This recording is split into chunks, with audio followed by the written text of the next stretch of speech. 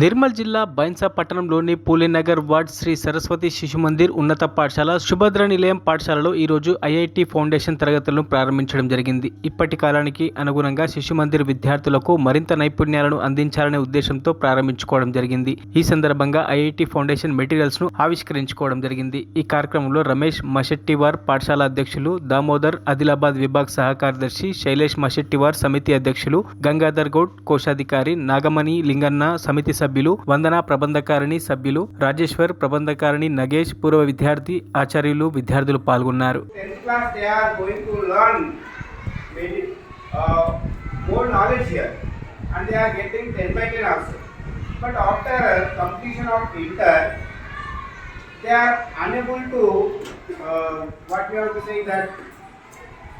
Means they are unable to give a competition to the students those are coming from IIT.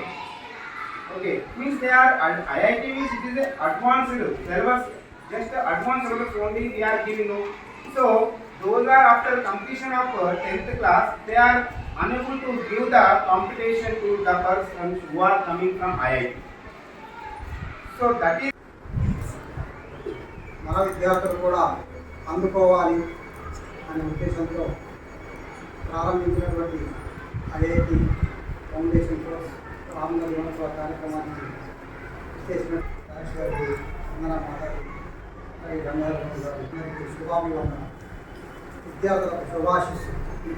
ఎటు చూసినా ప్రతిదీ కూడా టెక్నాలజీతో ప్రతిదీ సాధించవచ్చు అనే దిశలో పరిగెత్తుతున్నారు.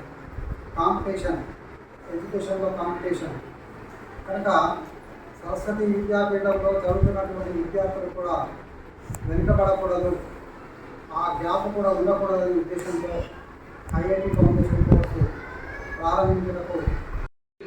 After IIT we have one entrance exam, IIT JEE exam.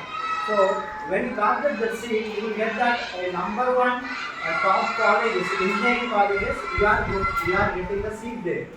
So there IIT JEE, when you are going to write that IIT JEE exam, there they will ask you behind your syllabus, behind your regular syllabus.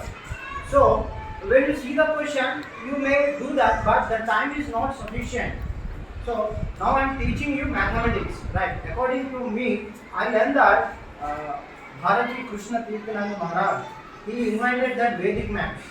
Here we learn not only IIT maths, we learn that how to apply that Vedic. మరిన్ని updates కోసం మా ఛానల్ని subscribe చేయండి.